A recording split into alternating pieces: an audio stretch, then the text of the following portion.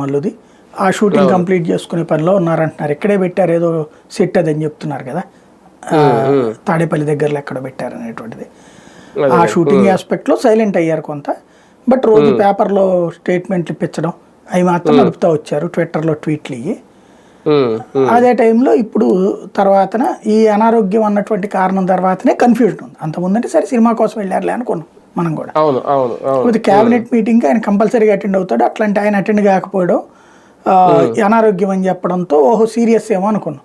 కానీ ఇవాళ చూస్తే ఈ రెండింటి మధ్యన పొంతం లేదు, అందుకని ఛత్రపతి గుర్తుకొచ్చింది మనకి. ఇదే టైంలో సార్ ఓకే దీనికి లింక్ ఉందా లేదా అనేది నాకు ఐడియా లేదు, కానీ మీరు చెప్పాలి.